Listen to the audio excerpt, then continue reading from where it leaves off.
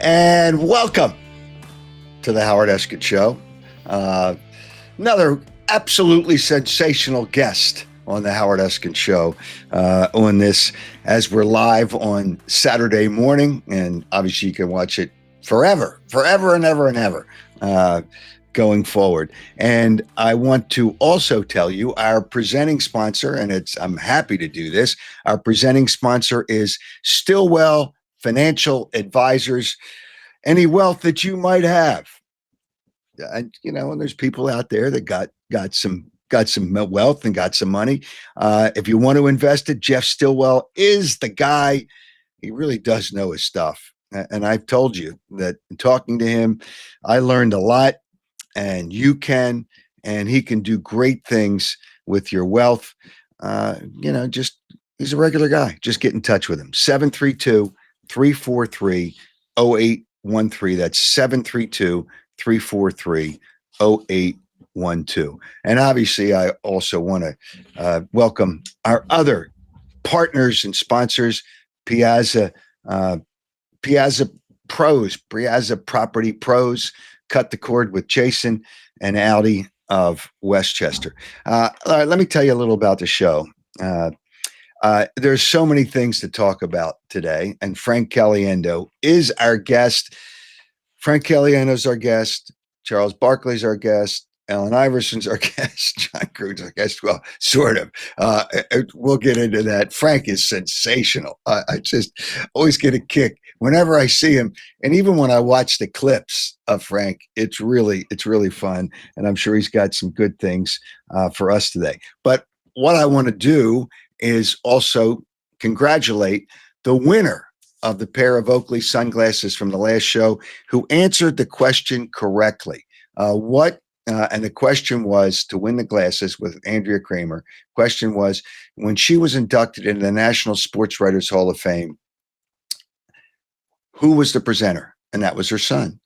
And the winner was, do we have the winner up there, Joe? There we go. James LaFrida. James, congratulations, James. You won a pair of wonderful Oakley sunglasses. All right, let me talk about our partners right now, our sponsors, and they've been great partners, and that's why I want to talk about them. Cut the Cord with Jason, who offers an incredible service that will save you money. He'll come out to your house, cut off the cable because you spend too much on cable. We all do. Sign up with less expensive internet service with a streaming service, which includes your local and national channels. You'll get all the Philadelphia Pro games.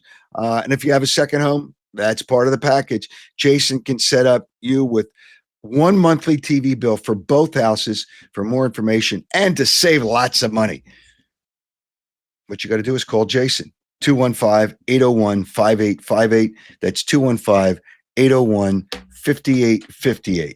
Also, it's that time of the year. It's getting warmer. Don't wait. Piazza Property Pros. They're experts. Building pools, renovating pools, taking care of your property, landscaping, whatever it is, hardscaping, whatever it is, Piazza Property Pros with 25 years of experience. And that's the important thing. They don't subcontract. It's their people, whether it's landscape, pool maintenance. You can absolutely trust Piazza Property Pros to deliver exceptional results, and they can do it within your budget. Here's a number for them, 610-566-2608. You can schedule a free consultation. Call today, 610-566-2608. Let Piazza Property Pros do what you want to do to make your summer more fun. And you want to drive in really a fine, great car from terrific people. You can experience luxury at Audi Westchester. Their all-new facility, state-of-the-art equipment, and Westchester's goal is to make buying or leasing a new Audi as simple as possible. Pressure-free sales environment. No tariffs. They've got sales going on the Q5 hybrid, the A5, all kinds of things. And because Westchester Audi is part of the Mainline Automotive Group, you'll have access to the largest selection of new and pre-owned Audi vehicles. That's in the tri-state area. Stop by Audi Westchester, located 1421 Wilmington Pike, or visit AudiWestchester.com. That's AudiWestchester.com. All right. Uh, I got some other things that I want to deal with. JJ Redick, he's the smartest. I just want to let you know. JJ Redick's the smartest guy in the room. It doesn't matter what room he's in. We'll deal with that later. LaFraud James, we'll deal with LaFraud James later. And Bill Belichick. That story will never die because he looked like such a smacked ass and so pathetic. It's a joke. But our guest is, and whenever I see him, I always have fun talking to him. And obviously, he does a lot of things, a lot of appearances, and we'll run those down. Frank Caliendo. Frank, as we speak, good morning. How are you this fine day, Frank? I'm doing slightly above average, Howard. The idea of a podcast to me is you can do it whenever you want, and you have chosen to do it 8 o'clock in the morning on the East Coast. There's Howard Eskin for you in a nutshell. But knowing you all these years and everything we've talked about over the years, I'm in Arizona. I almost said Alabama. That's how good my education level is. I'm in Arizona 3 hours earlier, so I'm up in the 5 o'clock hour on West Coast time just for you. So You know what, Frank? Here's why I do it. Okay, I was on the radio at 8 o'clock on Saturday. One of the times I was on the radio was 8 o'clock Saturday morning, and when I left, people said, "We're going to miss you." It just WIP is not the same without you. So I do it at 8 o'clock. Do I really need to do it at 8 o'clock? I'm just trying to help the folks. I'm right. just trying to make them happy. It's always about the people for you. And how early do you have to get up to get your hair ready? That's what my goodness. Hey, wait a minute! I didn't go to sleep. I started before I Oh, passed okay. by the sleep, so I could have a lot of time to get my hair. Okay. Here's Well, it the looks good thing. great. Here's the good thing about, and my father had a lot of hair. I, knock on wood, have not lost my hair, so I got a lot of hair, so I got a lot to deal with. And by the way, just to let you know, I'm getting a haircut in 2 days from now. Because I got to keep it within reason, so it Real doesn't tight. take me Yeah. hours. Well, I'll tell you, the other thing is when I first logged on to the streaming, app, whatever. The funny thing is, you're down looking at notes or something, and all I saw was hair. So it wasn't even your face. I thought I was doing the show with just your hair. So Well, it's all part of it. yeah, Hey, yeah, listen, yeah. that's part of my personality, part of my glamour. Whatever. I'm not as good looking as you, but you know what? well, well, see, it's funny because people keep that know, and this is gonna they keep people who I know. I'm trying to couch this correctly because I'll get crushed if I say it in the wrong way. But they keep saying I remind them of Matt Damon, and I'm like, yeah, Fat Damon, is that who it is? So I couldn't. I was like, I've lost like I don't know 40, 50 pounds. But still, I wish I had the Matt Damon look. But even people who know him pretty well, like, man, you're kind of like him. Your whole the way you act. I was like, well, I'd take him being him over me any day of the week. So there you Well, go. I'm telling you, every movie I see him in is sensational. Uh, Long, long, long time ago, 40 years ago, I guess he was kind of starting. I actually met him because he came and did a show at Channel 3 where I was working at the time.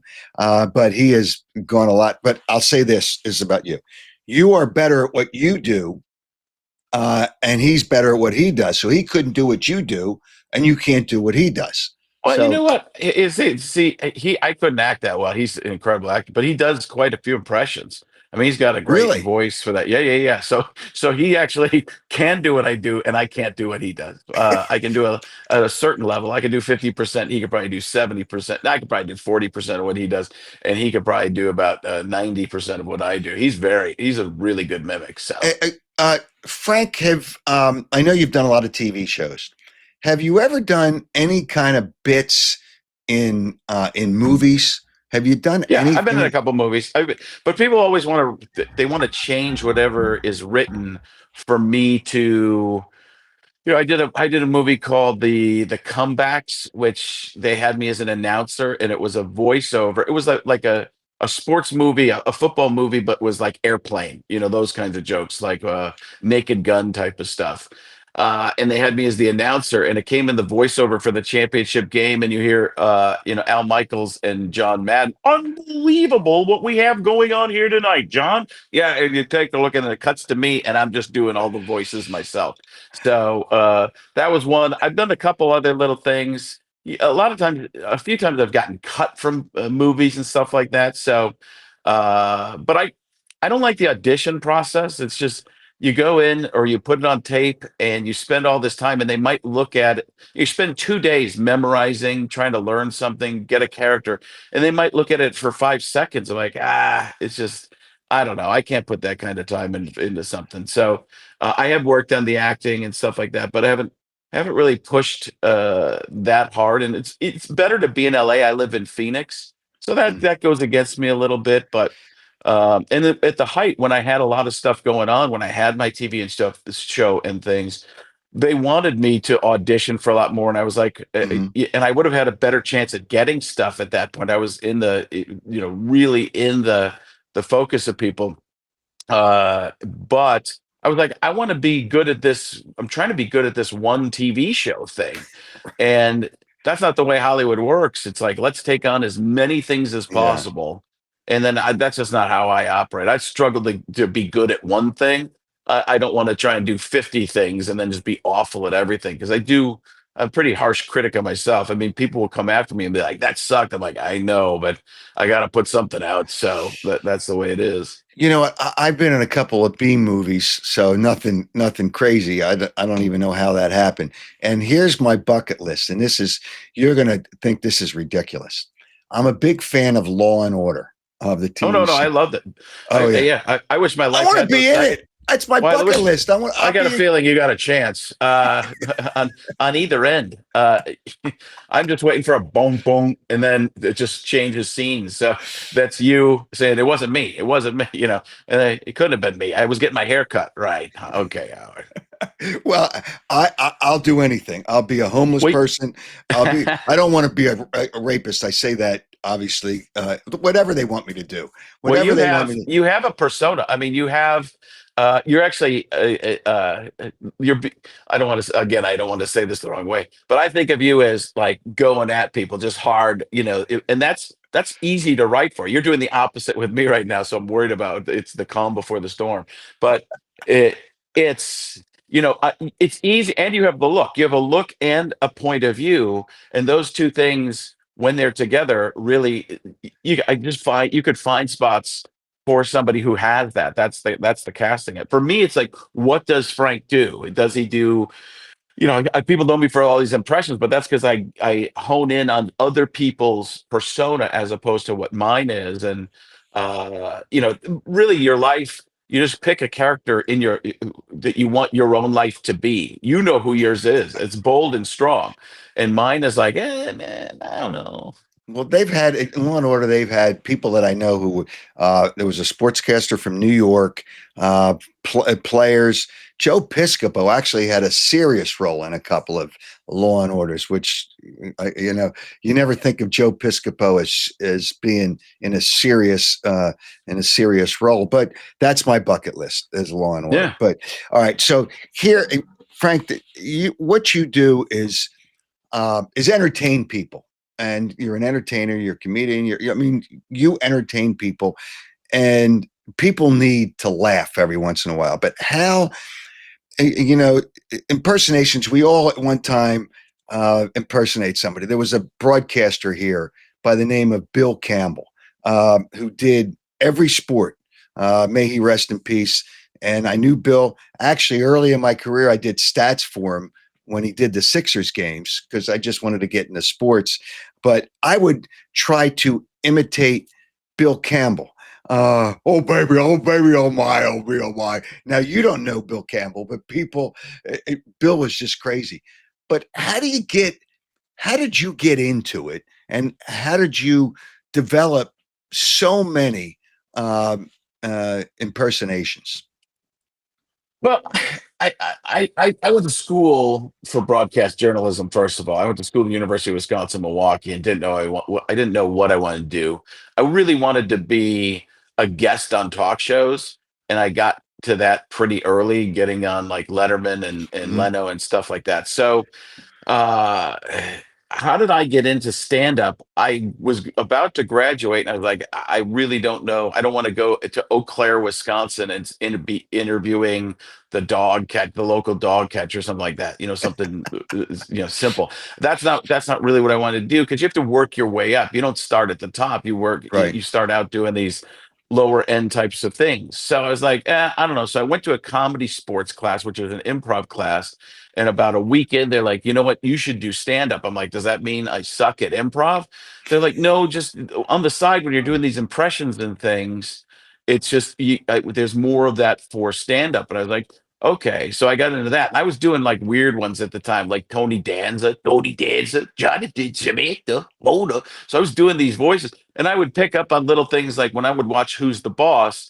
Tony Danza would talk at that voice, Jonathan Samantha Mona. But when somebody came from the old neighborhood, the Italian neighborhood, he'd be like, Mrs. Rossini. So suddenly he turned into Super Mario. So those were the types of observations I was making. Robin Williams was a big one. Was like, oh my God, who knew? What an amazing thing. And nobody was doing any of this type of stuff at the time. So I was like, why not just try my hand at this, give it a shot? I had my degree in broadcast journalism, and I got out there and started. I was 22 years old. I got out in the clubs a little bit, and then a college agent by the name of Joey Edmonds saw me, and he's like, "We need to get you on the college circuit." And that's how he kind of talked. So it was like, um, I got out on that, and being 22 years old, I was perfect, the perfect age. I was only a little bit older than the kids I was performing for. I knew all the references, because at a certain point with colleges, you get a little too old and they start looking at you like you're one of their parents, and that's never good. So unless you're a superstar, I mean, Kevin Hart could go wherever he wanted to do anything because he's that much of a star. But so I came up and was just doing that. Now, as far as going back and doing impressions, just that before the job element of it, I think it was like every kid, just doing Muppet voices. Hi, Kermit the Frog here, that kind of thing. Fozzie Bear, ah, waka waka waka. So I could do a little bit more, and they've gotten better over time. But I would do impressions of friends and teachers, and I grew up playing baseball. I was my dad was a minor league baseball player in the White Sox organization. He played for the Sarasota Sun Sox. I think he went to spring training 3 times. He grew up in Illinois. He was born in Chicago, went to Triton Junior College in Eastern Illinois. And if you Google his name, his batting average comes up in the minor leagues. I think it's probably like 200, euchre level there, somewhere 189. But a self-taught guy playing baseball, played middle infield, probably should have been a second baseman, but they had him at shortstop and third because he was quick. So growing up, we emulate our parents playing wiffle ball in the backyard, and I grew up, baseball was our thing. In fact, in 1988, my 14 and under baseball team won the 1988 14 and under National AAU Championship in Urbandale, Iowa. And it was the first Wisconsin team, but we had a sister team that was the 18 and under team. That was the Wisconsin Dukes. And on the Wisconsin Dukes, they had a fairly decent player by the name of Craig Counsell. So that was pretty. My brother used to throw Craig batting practice all the time. We worked at a place called Mike Hegan's Grand Slam in Jeez. yeah, you remember Mike Hegan, and he did color analysis for the Cleveland Indians, and Yep.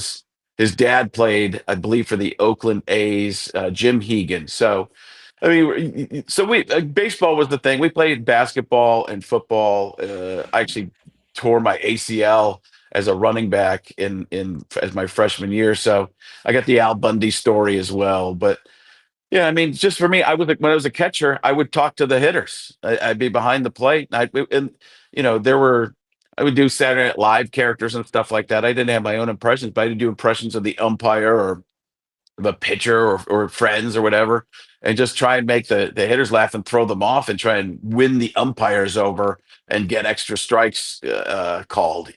So that was the route. That was my first audience, was being a catcher and talking to the back because they couldn't leave, right? Well, when you think about at the beginning of our careers, and we're talking about your career now, there's things that you think about and you want to take a shot, and there's no reward without risk. And the first impression that you did was who, and were you worried that you'd be what you wanted to be. Let's put it that way. Yeah, I didn't even know what I wanted to be. I had no clue. So I just kind of went into this blindly and having no idea. Now, nobody was really doing impressions at the time. You see tons of it on the internet now, but Saturday Night Live was the only place. And then Mad TV came along. There were some other sketch shows, but I had no direction. I just was like, hey, I'll try this. Now, as far as the impressions I would do or mimicry, like I said, it was friends. But if I was doing famous people, I would watch Saturday Night Live characters, and then in living color, watching Damon Wayans do the "Excuse me, can I ask you a couple questions?" Like his Anton. My name is Anton. I'm a victim of society and an entertainer. So there was that in the Fire Marshal Bill. Let me show you something. So I would watch those and Dana Carvey characters and impressions that were over the top and caricatures. So I would do that kind of stuff in school. I went to school at University of Wisconsin Milwaukee. So I'd say the first impression I did was Jay Leno. I looked into a mirror, jutted out my chin, and was like, "Hey, I would you like some nacho cheese flavored Doritos? Crunch what you want? We'll make more." Me, me, me. Turned into Beaker from the Muppet Show, but it was that, and then the Madden thing came along. Just watching, playing video games was part of it. I think when you would turn on the original Madden games, I think if I remember this correctly, John Madden said, "Welcome to John Madden football." And I was like, well, everybody's seeing this. So that's something I could eventually do. And then I believe Summerall would call the kick Benetieri back to kick.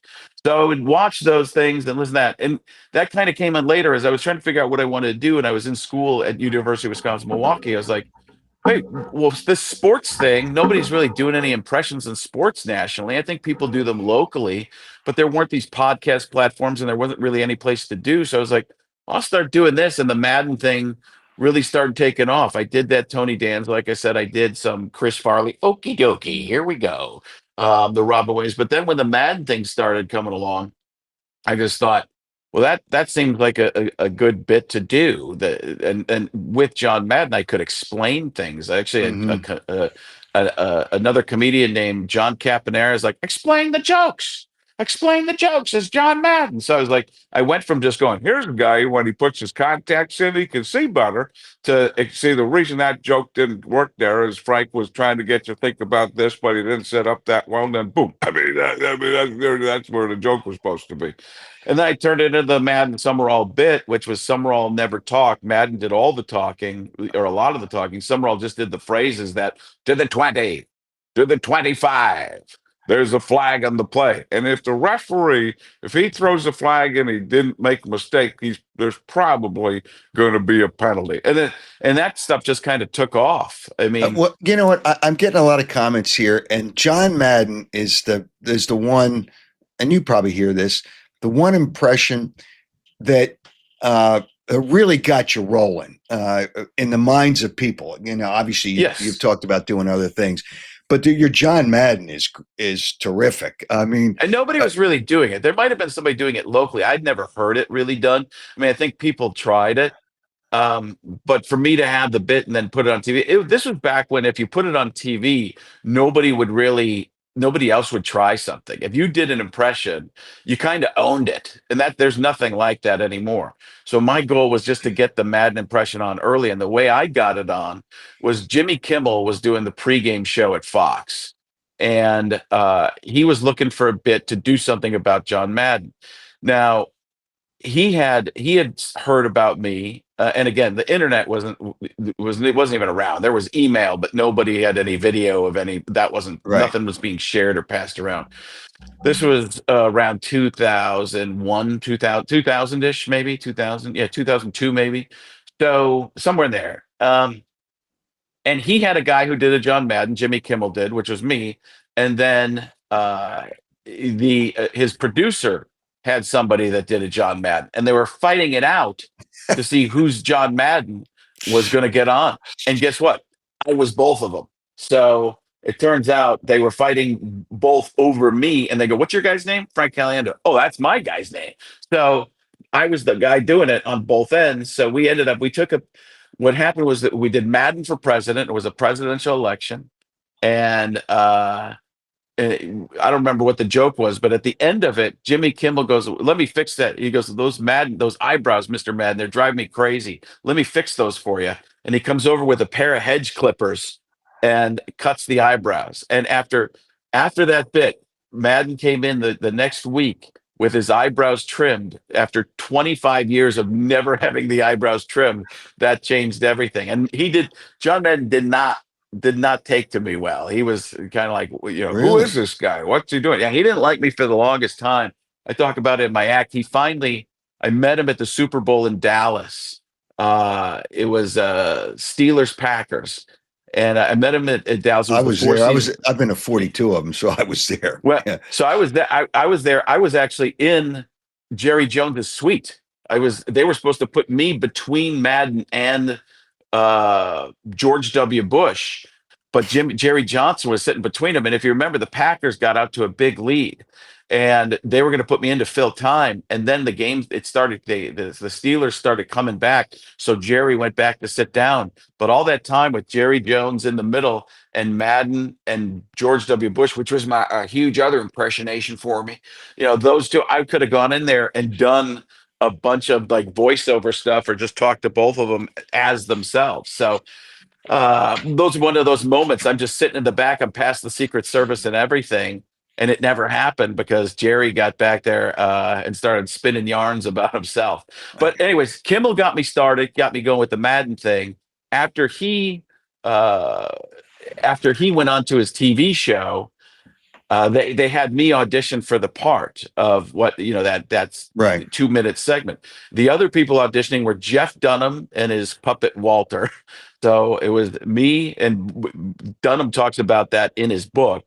And Craig Robinson and Billy Gardell were the other one that would have been a point counterpoint type of thing.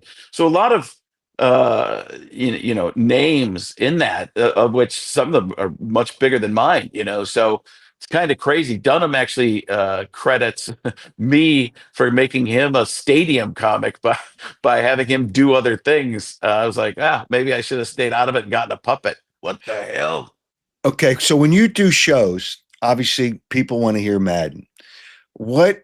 They don't, Give me honestly, one of they, your. they don't even want to hear it as much as they used to. I mean, Well, it's because he's it's not yeah, around anymore. Yeah, I yeah. guess that's It's part of it. Gruden is huge. John Gruden, I'll tell you what, man, let's open some boxes, Howard. You ever open a box and see what's inside of it? People are sending them to me all over the place, man. I tell you what, it's tremendous. I can't wait. And he has trouble. He's doing this thing with Barstool, which is great for him. I know John pretty well. Yeah. And he's opening boxes constantly that are sent to him from different teams. And he has trouble opening every box. I don't know why he can't figure out how to open a box yet. It's not the hardest. I'm waiting for him to be like a little kid and start playing it with it like it's a fort. I'm going to build a fort out of this thing, man. That's what we're going to do. I don't care what's inside. It might be the St. Louis Blues, but I'll tell you what. We're gonna make a castle out of this thing. I am King Gruden of Grudenomic. Uh, so it's Gruden is really big. Charles Barkley is big. I got to tell you a story about Gruden before we move on to some of the others. And I don't know if you could ever mix this in. He was a coach when he was a coach with the Eagles, obviously working with offense. Ricky Waters was the running back, and his girlfriend was ruthless. Just ruthless. So after a game, I just happened to be standing outside the locker room, and his girlfriend went off on Gruden because he didn't get it because Ricky Waters didn't get enough carries. I'm standing there and I'm watching this, and he just stands there and he just takes it all in. They just take it out, and they won the game. The Eagles won the game, but she just tore him a new, what, and he just stood there and took it. Today, I don't know that he would take it, but he just stood there and took it. I tell you what, man, it's all about the W. I don't care what you have to endure after the game. I don't care about numbers. I don't care about what somebody thinks should have been done. I care about getting that W, and that's what we did. We took it home, a victory for the people of Philadelphia.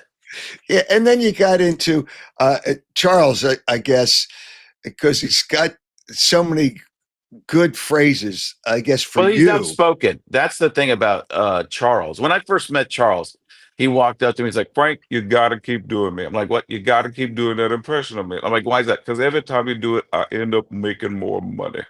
He's like, I don't even understand why. People hear you do it on the radio. Next thing you know, I get a new commercial for Taco Bell or Weight Watchers, which came right after Taco Bell. Must have been 2-minute runs for the border. But the thing is, analysts are the best because what do they do in life? Analysts talk about things. They break things down. So what do comedians who do impressions do? You you basically do analysis, or you do a fish out of water situation, or you explain something. And so explaining things as a John Madden, as a Charles Barkley, it's natural for the comedy because what you do is you just take everyday things. So if you were going to talk about brushing your teeth, I mean, a lot of people do the thing where they put the toothpaste on the dried toothbrush. I mean, I can't do that. I mean, I got to wet the toothbrush down, and then you put the toothpaste on, and boom, you start brushing your teeth. I mean, if you do it the other way, I mean, I don't think you're going to get anything clean. so it just makes sense. And Barkley dislikes everything. I mean, I think he's kind of like you. I think that's a little Philadelphia. But his job is to promote the NBA and the NBA. And what does he do? This game is really, really bad right now. It's terrible. We got to fix everything. It's got to get a little bit better, Howard. And that's the way it's going to be. We got women, young. We got to get guys playing. If they're not playing, there's no way they're ever. And when he answers the question, first of all, when you hear first of all, Yep. Yep. the next few lines are going to be him making something up. First of all, and here comes a bunch of bull, Howard. He is absolutely the best because he really does say what he thinks. And on a national scale, that's hard to find somebody who will do that, who doesn't care about the repercussions. And he's very funny. I mean, he is. Absolutely. I mean, And just being with him as much as I have, you hear things. I was there when, when he threw a guy out of the restaurant. And then Howard, let's talk about the good things. Why do you have to be like the NBA, me on the NBA and TNT? Find something good, Howard. Something terrible. really That was good. terrible. That was terrible. But that's what I expect from you, Howard. Something really good hair and really bad words. Okay, but the best line he had is, "I'm just sorry I wasn't on the 20th floor when I threw the guy out of the window." I mean, it's brilliant. I mean, it's really funny. I mean, I do this joke, and it's actually come to life even more lately. Where the joke is, he's not paying attention, and you don't really want Charles paying attention. You just want him to be there. He knows he has the analysis, but that's not what's fun about Charles. But they'll ask him a question. What do you think of the game? Oh, I have no idea. I really wasn't watching. But I tell you what, Vladimir Putin is crazy. He's going to blow up the world. We've all been little pieces watching basketball. Back to you, Ernie. And then when he was on March Madness this year, he's there obviously because you've got Clark Kellogg in the group to know what's actually going on. Charles Right. is there to have a little bit of analysis, but to really be incredibly entertaining. And they asked him what Ernie says, Charles, what do you think of the first half? Well, that's a good question, Ernie. He hadn't been watching, and it was unbelievable. And Kenny Smith is like, "It's your job, man." And they knew what game they were going to talk about. And then he Yeah. goes to his notes, and he's looking at his notes, and Kenny's calling him on that. He's like, "You don't have notes there." Sure, I do. Looks like frozen pizza. That's your grocery list, man. Okay. So And that's what he is. But yes, it's great. he's just naturally funny. We're out. We've been out a lot of times and done a lot of things, and I can tell this stories. A lot of them I can't tell, but we're out most of the night. We get back to his place because he lives in Philadelphia in the off season, lives in the Philadelphia area. So we go out a lot. So we come back from being out, and I don't drink. Imagine I'm just drinking seltzer, but he obviously has a good time. So we get back to his house, and I said, "I'm going to go to sleep. I'm going to get some sleep." I says, "Charles, we got a golf tournament we got to go to, and it's a charity golf. It's a golf tournament we got to go to." He says, "Well, I'm going to go to sleep." I says, "What time do you want to get up?" He says 6:30. I says, "Charles, it's 5:45." I said, he had no idea what time it was. I mean, he's just another one of the first times I'd seen him was in Tahoe at the golf tournament out there, I the caddied for celebrity him golf. 3 years there. Oh, Oh did my you? gosh. Oh, it There's was nothing funnier than watching him do karaoke in the bar. Like, because the thriller night, those zombies going to eat you. It's he is he's great, and he actually told me a story that I kept from people forever until he told the story. He actually recently told the story on the Kelsey Brothers podcast.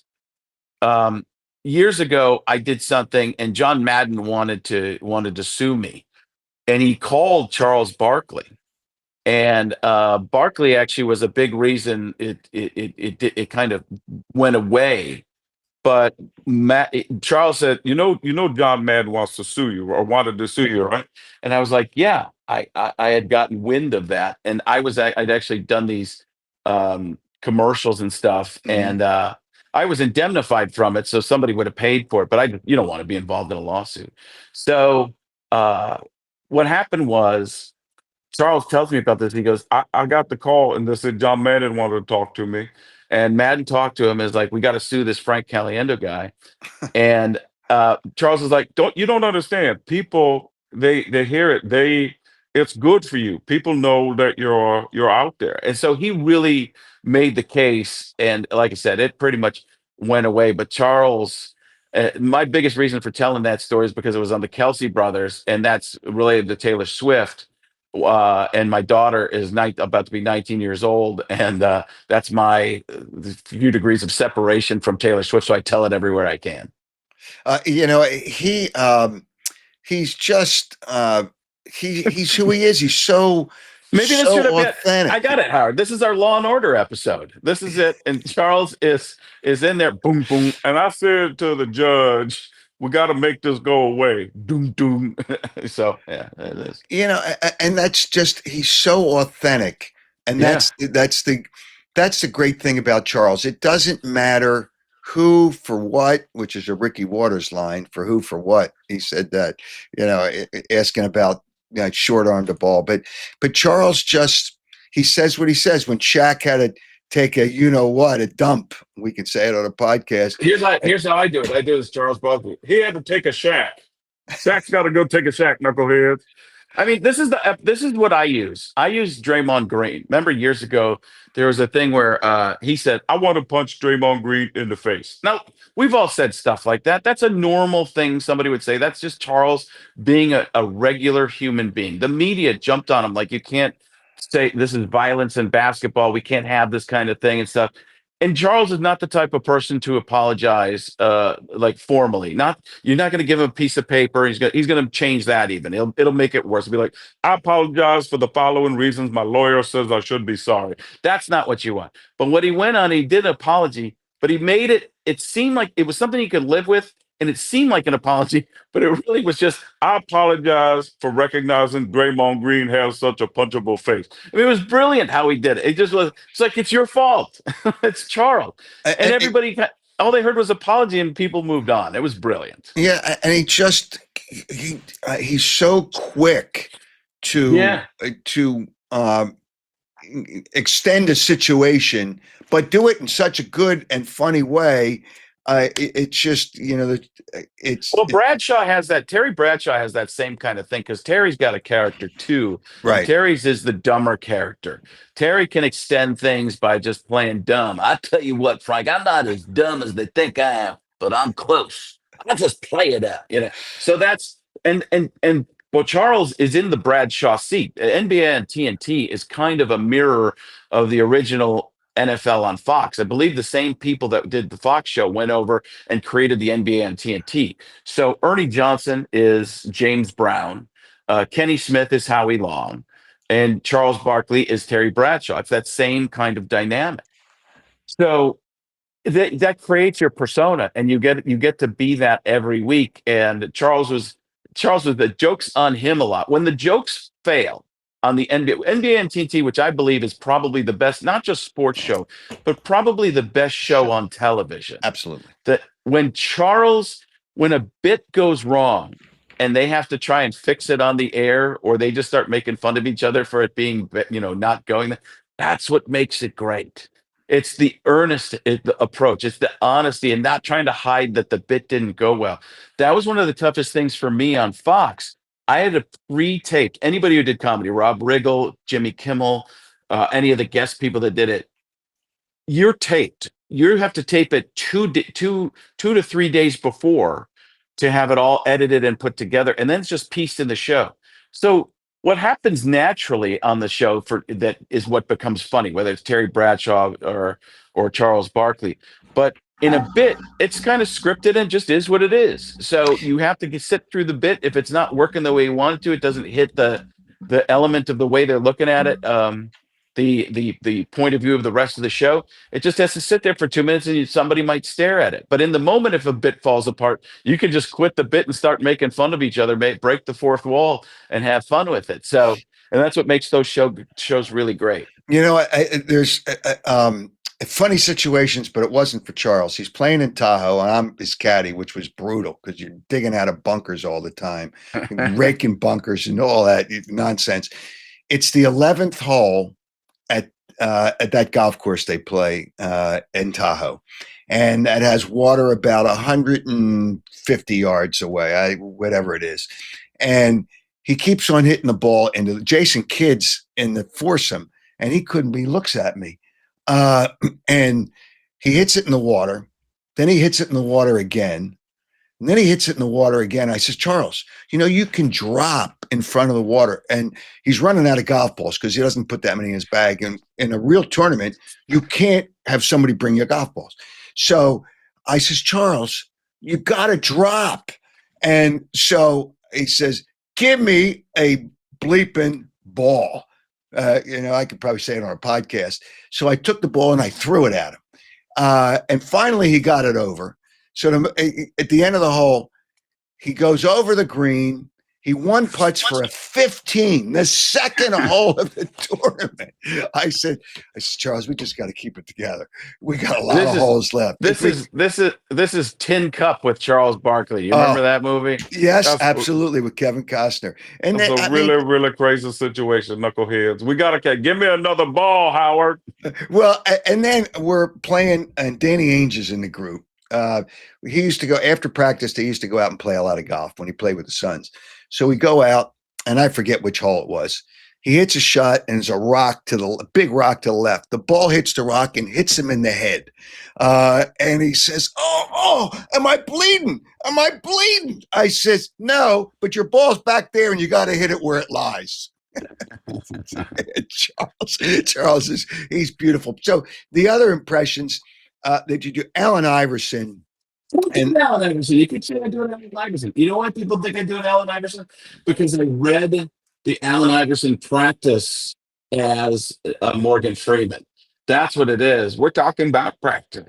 We're talking about practice. So yeah, I don't have an Allen Iverson. I had to cut you off quickly there before you said you thought I could do a good one because I don't have it. Oh, well, I was at that news conference where he says, we talking practice. We're talking practice. Not a game.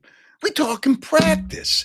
I'm standing there and I'm saying, you got to be kidding me. But see, I know what happened in that situation. It was the end of the season, you know, the exit interviews, and Larry Brown does the exit interviews.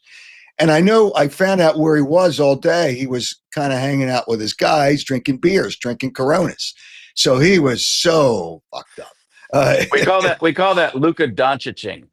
No. Okay, I didn't know enough about it. So, all right. So now entertainers. Give me some of your entertainers. Over the years, I think some of the best ones, Al Pacino, that's a good one. Talk to yeah. Robert De Niro, that's good. John C. Reilly, did you touch my drum set? Oh, Seth Rogen. Those are some different people. Morgan Freeman, you do a good Morgan Freeman, don't you? Well, I believe I do, Sonny. That's one of those that I've done had to walk through 500 yards of the fifth slop I can't even imagine. Or maybe I just don't want to. Well, when The Sopranos obviously was a great show, and it's all those, and with all due respect to the Italians, it's just something about that. Did you ever do any one of The Sopranos? Yeah, I told you, Soprano. What are you talking about, Howard? That's ridiculous. What's going on? Bada bing, bada boom. Huh? What are we doing here? It's ridiculous. Yeah, that was that. I even did that. I haven't done it for a while, but that was one I would do. I did that on Fox a couple of times. We did Tony Soprano sitting outside just breaking down the games. But yeah, that was one because I could look a lot like him too. That was kind of crazy. Now I met all those guys. They shot some scenes. I used to do a show at the Borgata, the casino in Atlantic City, and they shot scenes there. And one day I was doing a show there, and the restroom was where they were doing their makeup. So I got to talk Paulie Walnuts, may he rest in peace. And I became friends with Steve Shrippa, who was Bobby Bacala, and he's going to be on the show sometime in the future, just because they do shows around the country. He and Michael Imperioli talking about The Sopranos, and it's just so they were all so nice. And I'm sure you know that who was the daughter? What was her name in the show? I'm talking about Meadow. Yeah, Meadow. Yeah. Okay, she's married to Lenny Dykstra's son. Did you know that? Oh, I didn't know that. No. One of his sons, and Cutter Dykstra, and they have kids, and they're doing well. Awesome. It's just so it's amazing sometimes the extension, but it was so cool to watch that show. But there's something about Italians. People love mob people. There was a guy, and I'll say organized crime. There's a guy in Philadelphia, and now he's got a steak shop, and he's pushing the steak shop, cheesesteaks. Joey Merlino was kind of head of the mob, and not the mob, the organized crime, well, whatever. He would never admit to it. But the stories I got great to that know, you're calling it out. I'm great. I'm glad you're talking about it right now. Well, I am talking about it, but it's just something. So I went to Florida. He's got a place in Florida, so I went to dinner with him. I'm telling you, those people are celebrities.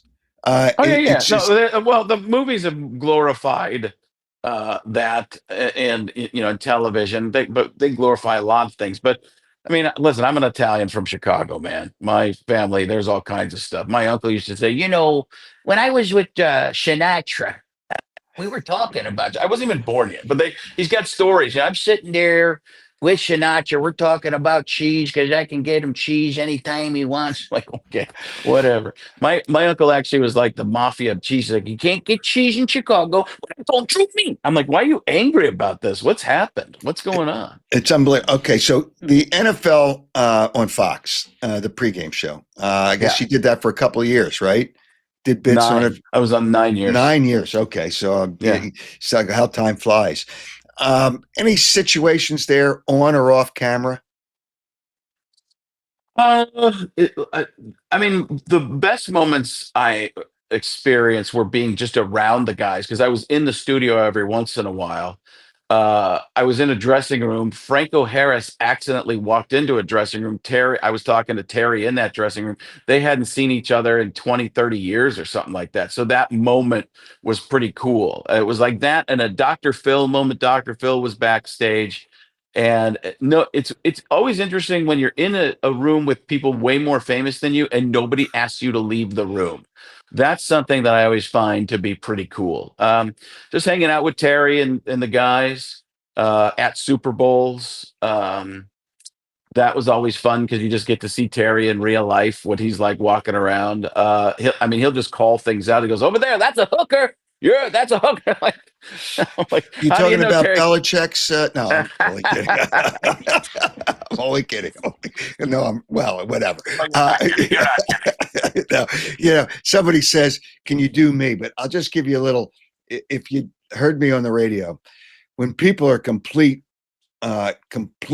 idiotic, you're a dope, you're a moron, or you're a nitwit. You are a dope. Or you're a moron. I would go from moron to nitwit to dope. And then people, when they see me, you're a dope. I said, no, you're a dope. You hung up on me on the radio. I says, yeah, and it's a badge of honor, isn't it? Yeah. Well, you have, I don't have a Howard Eskin impression, but there are words. It might just be the Philly accent because you don't say on, you say on. There's an on. There's a dope. There's certain words. A moron. Moron is like there's some syllables in there. The way your vowels and some R's. that I can hear right away. You do have a raspy, imitatable voice. So if you have that, it's in there somewhere that I could find, somewhere. It would take a lot of time. This stuff takes a lot of time. Oh, So I I find bet. yeah. Like, so, okay. So Ephraim from your left. Oh, I bet. So I could find it from in there and work backwards. It's reverse engineering. So this is one of the things that people really like that I talk about. So when I talked about where at the beginning of the podcast, Kermit the Frog. Hi, ho, Kermit the Frog here. There's an element of what you can do to make a nasal sound. Then there's a Fozzie Bear sound, which is the back of the throat. Ah, waka waka waka. So if you take those sounds, which are basically Jim Henson and Frank Oz, they're also Bert and Mhm. Ernie. Oh, Bert, Ernie. So you take those voices. If you take Kermit the Frog, hi, ho, Kermit the Frog here, and you bring it down a little bit, it becomes John C. Riley. Did you touch my drum set? Now, if you add some air to it, it becomes Mark Ruffalo. I see this as an absolute win. You bring it down even more and add some more air, and it becomes Paul Giamatti. I believe that is one of the most ridiculous things I've ever heard in my entire life. And I am not drinking a freaking Merlot. So the voices are related in there. And Right. Patrick Mahomes is in there. John C. Riley. Patrick Mahomes is, add a little Texas in there and you get a little bit of that. So there are those voices it's all about muscle memory with your throat and that type of stuff. George W. Bush was a good one for you, and you touched on it a Yeah. little bit earlier. Give me a little George W. Well, I mean, that's all about, trying to,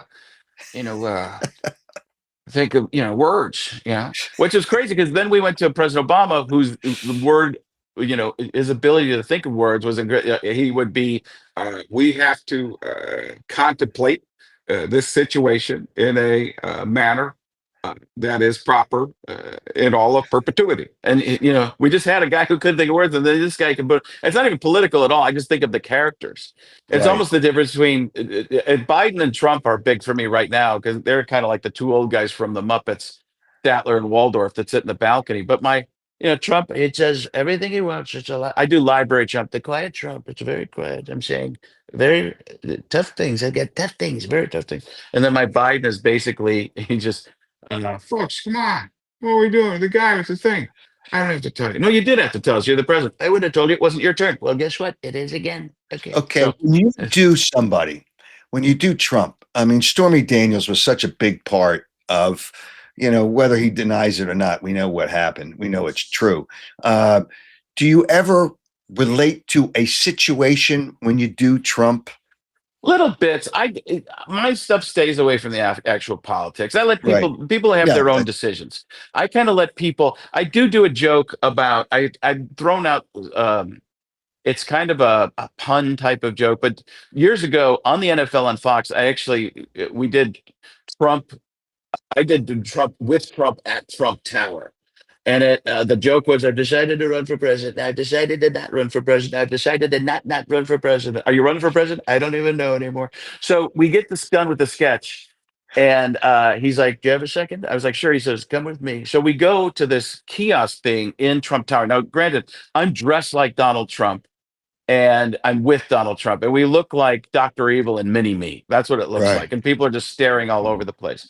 But he's like, do you like ties? I'm like, sure. And he starts giving me ties from that kiosk, the counter. He goes, are you married? I go, I start to answer. And he goes, wait, here's a better question. Do you like your wife? I was like, I'm never, what? I don't know. And like, is it going to be like three choices behind different doors? What do we, is it? I was like, it's getting a little stormy in here. And that's the joke I do about Stormy Daniels. And a lot of times the audience will be like, ooh. Oh, So yeah. I try not to get too much. It's just silly. And my stuff is, like I said, I just, if people are listening to me for political ideas, I live a pretty different life than most people. And I understand that. I've been very lucky.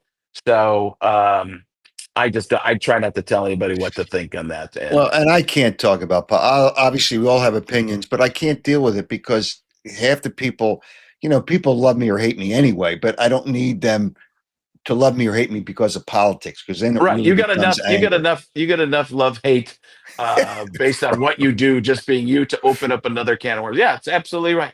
And my stuff is usually silly and when people want me to go after somebody who's been in trouble, I'm like, that's not really what I do. I kind of wait for them to be on the upswing again, and then I start making fun of them, and that's in those situations. So it's I've gotten beaten down in my life enough that I know what that's like. And I've had friends where I've done, tweeted about them or something like that. They're like, why'd you do that? I'm like, you know what? I'm not, you're right. I'm just trying to get something for myself at that point. And it's because it's not, you do it something very different. That is what you're known for and what you do. That's your job and how people know you.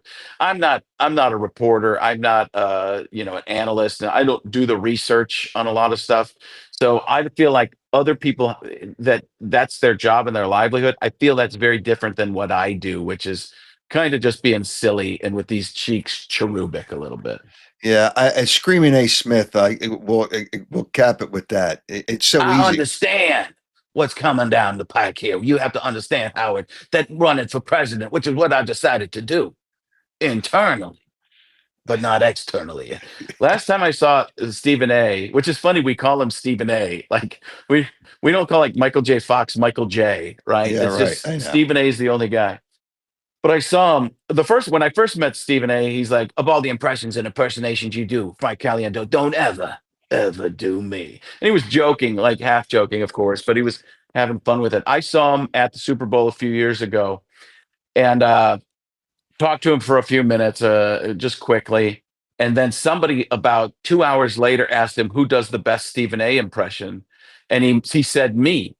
And I think it was just because I was top of mind, because Mhm. Jamie Foxx and Jay Farrow might do the best one. But it was very funny to me that I got the mention and it went like mini viral for a little bit.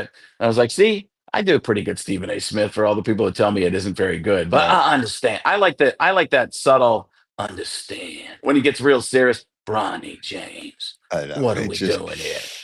does he believe anything he says? But that's another story. All right, let me tell people where you're going to be, because in Philadelphia, and I'm going to go over the others. May That's great. 18th. It only took us about 50 minutes to get to the point of where I'm going to be. Thanks, Howard, for getting it out there so quickly. Well, you're I'm right. just I being a should have jerk. done I'm it. just being a jerk. I'm just being a jerk. I'll tell you what I'm going to do. When I repost this, I'm going to make sure that I tell people you're at Helium in Philadelphia on May 18th. So, and I have a lot of people on social media, and Just having everywhere I fun. repost. I have fun. It's I do this honestly a lot So of you're times busting my balls. Okay, you're busting my yeah. balls. I'm just giving you a little bit of I'm giving you a little bit of what it's like to be you. Yeah. All right, May 18th. Hold on. Howard-esque fraud. Howard-esque fraud. That's what he is. He's a fraud. He's a fraud. My Well, son and I, after seeing you we saw you at that same Super Bowl where I saw that was in Arizona.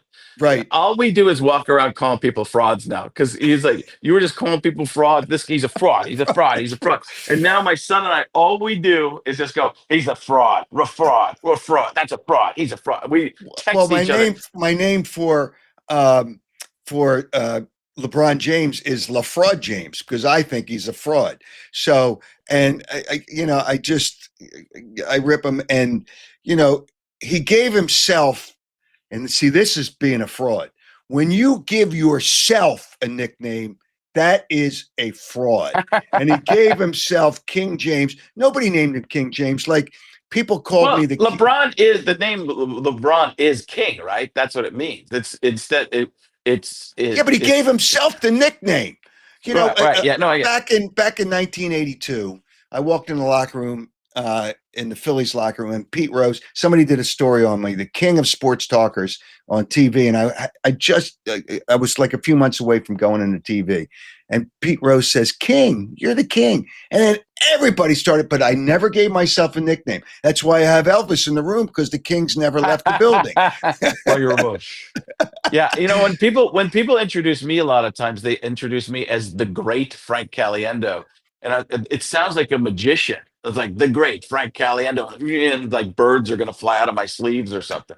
So, Well, but the King is a nickname. By the way, I got a doctorate last year at Goldie Beacom College in Wilmington, Delaware. So I'm now officially a doctor. But I don't think you want me to operate on you, because that wouldn't be a good thing. But they King PhD is another nickname now. But whatever. But I didn't give it to myself. Where LaFraud James gave it to himself. So that's where I have a problem with it. So whatever. You're going to be you're going to be, we can get it. We can go on forever with this. The frauds, I can go down a list of frauds. Please don't. Okay. I don't want to keep trying to cut you off on your own show. May 18th at Helium, but you're in, I see Toledo, Ohio on May 15th. Pittsburgh, the 16th, you're doing 2 nights there, right? 16th and 17th four of May. shows in Pittsburgh, yeah. Okay. Philadelphia, May 18th at Helium. Yeah. And then you're going to Washington for 2 dates. May, 20 and 21 in Washington, Yeah. D.C. And then I end up, the last show I do is in Oklahoma at the Apache Casino on the 22nd. And then my family, we all head to Italy a couple weeks or a few days later. So we head out to Italy, we fly to New York and then fly to Italy. Last time I was in Italy, you know who I ran into? John Gruden, man. Oh. Not even a joke. Just ended up hanging out with John Gruden. I posted a picture of me in front of the Coliseum. I got a text from a guy, you'd probably know him, Jeff Leonardo. Yes. Gruden's right-hand man who used to drive the Stones bus and stuff like that. And he's like, did you know John is in Italy right now? He's in Rome. I'm like, well, you think I have Grudar? Yeah, how am I going to know John's here? So like the Star Wars type of thing. Like I can feel his presence, man. The force is strong with this one. So we end up having dinner and stuff in Rome, and John loved it because he's like, I paid for this. You tell people I paid for this, man. I'm like, well, what you do is great, and I recommend people Helium Comedy Club on May 18th. And if you're in any other cities, and people, I've gotten messages on social media from Australia and from India. So if you ever play Australia and India, just let me know because I got people there and I'll give you a shout out over there. Yeah, too. I'm sure people. I can't stand him. I can't stand Howard Eskin. He drives me nuts. Guy's a dope. He's a fraud. Fraud. Well, keep your son. Keep going. we do. Hey, We literally text each other anytime something happened in media. If somebody gets whatever happens, he's a fraud. Well, I'm glad I could pass something along to you. Yeah, absolutely. Frank, it's great. And I always enjoy these. I don't call them interviews or conversations because you're just having fun. We're just having fun. And it was very, very enjoyable. But on the other side of this, I'm going to tell you, LaFraud James is going to get buried. JJ Redick is going to get buried. And Bill Belichick's going to get buried. And how about his girlfriend has $9 million of real estate? Where the hell did that come from? Yeah, I mean, Listen, it's we're just he should have, when the whole thing happened with that interview, he should have just been, we're on to Cincinnati. That's what he should have done, right? Yeah, right. Like it would have been great. Just go, listen, we're on to Cincinnati. So he could have made something fun with it. And it just, you've got to be careful in those situations. And as a reporter, even though that's kind of a fluff show, you open up the floodgates at a certain point. If you push back, that opens it up right there. Don't make it awkward. The more awkward you make it, the more a reporter has to ask questions. I'm going to ask you a question based on the question. We're not talking about that. Well, she already put it out. Somebody put it out, and then he put it out in that ridiculous statement that I don't think he wrote that was put out by North Carolina. They met on a plane when she was 19 years old. Now, can you honestly believe, first of all, I don't know how many commercial flights he flies. That's the first thing. Secondly, he's flying first class. A 19-year-old is sitting next to him in first class. There's no way. Zero that's where they met.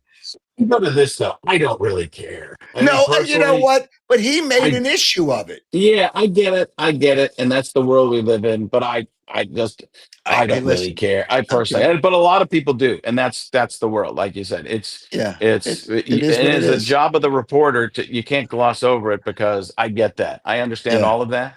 I'm not saying. I just personally, it makes me laugh. Now, if I were to try to counter your argument there, maybe she was a flight attendant on a private flight. Maybe it was such a high-level private flight, but they had no answer. I do think it's it's it a is what little it murky is. of what the Yeah, situation well, is. hey, listen, the truth will set you free.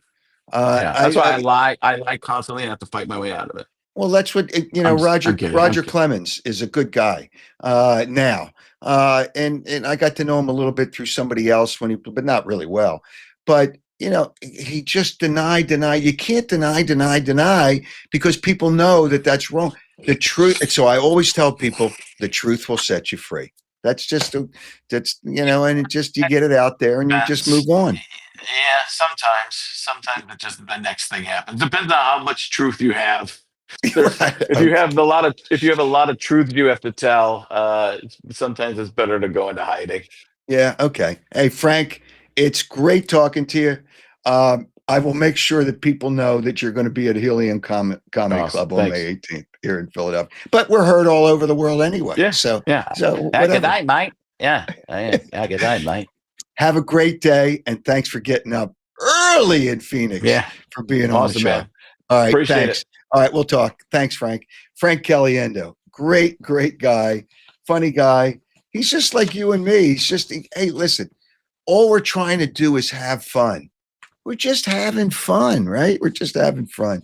All right. Let me thank again our presenting sponsor. And I got to deal with this. I can't let the Lakers go, and I'm going to deal with this, but I want to take care of things and tell you that, as you see right there, Stillwell Financial Advisors, our presenting sponsor. Jeff Stillwell is the man. If you have any wealth, he's the guy, and he's going to help you out. And trust me to trust him, because I got to know him and I learned a lot from him. 732-343-0813. All right. And let me tell you about our other wonderful partners, and that would be Piazza Property Pros. The weather's nice. You're waiting too long if you're calling them now, but call them to get yourself on the schedule. Piazza Property Pros will make your summer really enjoyable, whether you want a new in-ground pool, you want renovations on your pool.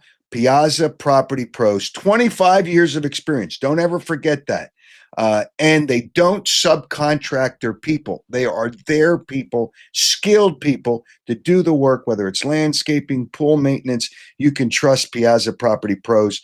Exceptional results within your budget. Here's the number: 610-566-2608, 610-566-2608, or piazzaoutdoor.com. Have a fun summer. And you're tired of paying all that money for cable. Aren't we all tired of it? It's nonsense. It's too much. Cut the cord with Jason. Jason offers an incredible service that will save you money. He'll come out to your house, cut the cable off, set you up with less expensive internet service with streaming services, which will include local and national channels. Your Philly sports teams will all be on there. And let's say you have a second home. That's all part of it. Jason can set up your second home, only one monthly TV bill for both houses. For more information and to save money, that's important, call Jason, 215-801-5858, 215-801-5858. And you want a new car. Yeah, don't we all? No tariffs on all in-stock vehicles while the supplies last. And I know this for a fact: Audi is starting to ship vehicles to all their dealerships, and especially Audi of Westchester. The all-new facility with state-of-the-art equipment. Audi is Westchester's goal, and they have great people there, fun people. Buying or leasing a new Audi, simple, and it's possible with pressure-free sales environment. Since Audi of Westchester is part of the Mainline Automotive Group, you'll have access to the largest selection of new and pre-owned Audi vehicles in the tri-state area. I've sent some friends over there. Stop by Audi Westchester, located at 1421 Wilmington Pike, or check them out online, AudiWestchester.com. That's AudiWestchester.com. By the way, some sales on the Q5 hybrids and the A5s. There's still some sales going on there. All right. I want to deal with a couple of things because I am so tired of JJ Redick. So tired. He is such a fraud. And here's the thing with JJ Redick. He is the smartest guy in the room, He's the smartest guy in the room, and it doesn't matter what room he's in. That's who he is. He's an arrogant guy. Arrogant guy. Arrogant. I want you to listen to this sound clip. And he's done it multiple times this year when he walks out of news. As you watch the Let's film, go with JJ Redick. What do you recall about your thought process in the moment? Sticking with the 5 you stuck with in the fourth quarter the other day, and is there an assistant or someone maybe that you'll lean on tonight, maybe to try to get some other guys involved if that opportunity presents itself? Are you saying that because I'm inexperienced and that was an inexperienced decision that I made? Do you think I don't talk to my assistants about substitutions every single time out? No, I just think there's a lot of coaches lean on their assistants in those situations. As do I, There's a lot going every on. single time. That's a weird assumption. No, it's not. No, it's not. I mean, it's just, hey, listen, your job is to ask questions. JJ Redick only got the job because of LaFraud James, because I'm sure he promised. They were doing a podcast together. I'm sure he promised, JJ Redick promised, I'll make sure that we draft your son, who can't play a little bit. Bronny can't play a little bit. But who is JJ Redick? Who is JJ Redick? He's not even, he played the second half. He made in the last game that they got eliminated. He played guys the entire second half, no substitutions. How can you do that? Nobody does that. Guys need a break. It's bad enough they take off games, but the reality, he's not a good coach, although he thinks he's a great coach. And he's an arrogant guy. All right. I will say this about LaFraud James. After the game, he didn't seem like he was that upset. Remember, the Lakers got eliminated. They're like the Sixers. The first round the last 2 years. Sixers didn't make it this year because they're a joke anyway. But the Lakers at least have some really good players. I don't know about the Sixers. But the reality is, after the last game and when they got eliminated, the question always is, he's 40 years old. He's out of gas at the end of the game. All he cares about is scoring points. He plays no defense, zero defense. He is a fraud. LaFraud James is a fraud. And he says, you coming back next year? Well, I'll have to think about that. I'm going to tell you right now, as Charles Barkley would say, I guarantee he's coming back. And the reason he's coming back, the reason he's going to come back is because if he's not a player, he won't be LaFraud James anymore. He won't have all this attention. Every game that they play, there's at least 2 highlights of LaFraud James on the highlights. He wouldn't get that. He would miss that so much. Oh, he'd still be a big-time name, but he wouldn't be anything close to what he is. He's coming. Forget about it. He doesn't need the money, but he's probably coming back for that. He's getting like $50-some million a year, but he's coming back for that. But that's like third or fourth down the line. He's coming back because LaFraud James wants attention. It's all about him and attention. And then somebody has a report that he tore an MCL. What's that supposed to? We're supposed to give him sympathy for that. MCL is not even the toughest ligament there, but whatever. All right. I'm done with LaFraud, and I'm done with JJ Redick, but I'm not done with Bill Belichick. It's a story that just won't die. It just won't die. The truth will set you free. Just say, hey, listen, she hit on me. If that's the case, I'm just saying that hypothetically. She hit on me, and she's a nice looking girl, beautiful girl, and she's young and all that, and 50 years younger. And it's, I got my trophy and whatever you want to say, but whatever the case may be. But this is the video that started it rolling, and he treated it so, and Frank kind of touched it. Just say I'm one to Cincinnati. Here's the video from Sunday, CBS Sunday Morning, which is a great show, by the way. The pieces there are great show. Here's the piece that started the ball rolling. Was a constant presence during our interview. You have Jordan right over there. Everybody in the world seems to be following this relationship. They've got an opinion about your private life. It's got nothing to do with them, but they're invested in it. How do you deal with that? Never been too worried about what everybody else thinks. Just try to do what I feel like is best for me and what's right. How did you guys meet? Not talking about this. No? No. It's a topic neither one of them is comfortable I'm not talking. We're not talking. Who are you? You're just supposed to, even if you're now, all of a sudden he says she's the publicist, she handles his stuff. You don't do that during an interview. You just don't do that. And, there wasn't the truth when he said, I told the publisher just dealing with the book. CBS said, that's not what was said. That was not relayed to us. That wasn't the case. But you got to talk about it. And for Bill Belichick to say, well, I don't know what goes on social media. First of all, there's somebody taking pictures because she's not doing it herself. And he knows she's posting it on social media because I'm sure he hears it from people. The whole thing is a complete joke, It's just, and then Andrea Kramer on our last show talked about how she came to practice. She runs around. It's a professional environment. And she comes out. Let's play the video of her coming to practice at North Carolina. It's absolutely ridiculous. Go ahead with Joe if you have that ready. The video of her. Yeah. Okay. There's Belichick. And who comes out? Dressed very appropriately.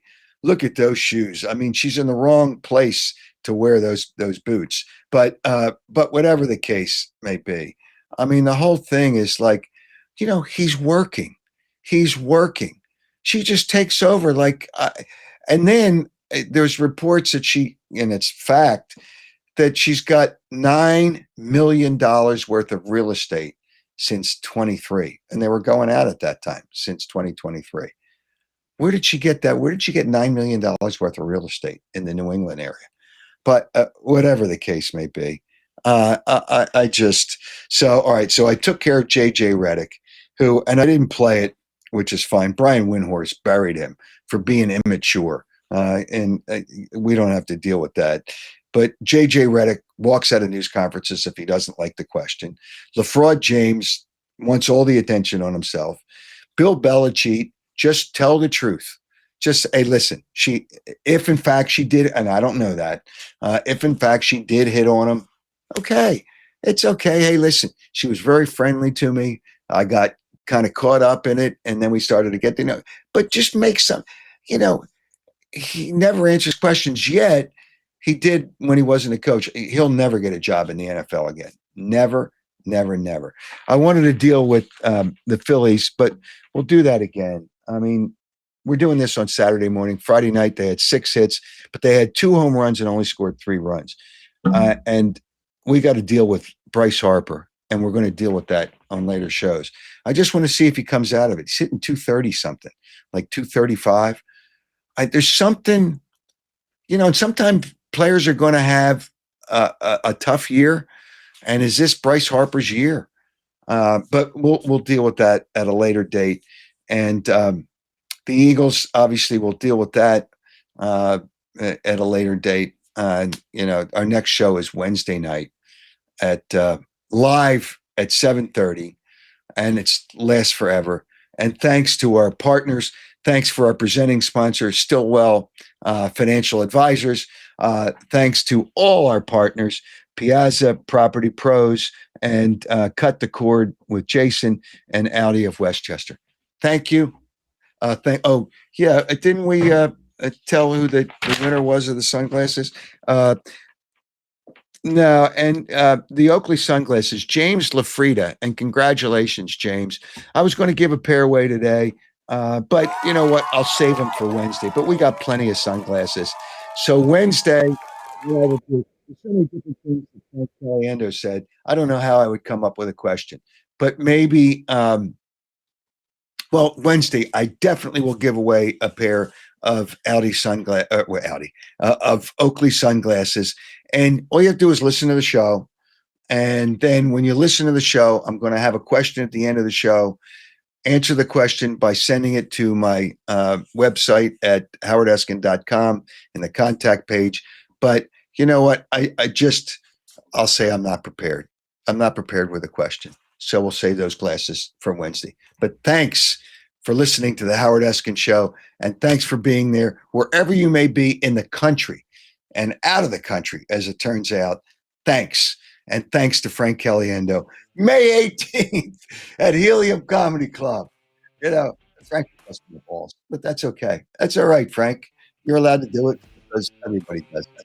Have a great weekend if you're watching this on Saturday. Whenever you watch it, have a great day. Thanks for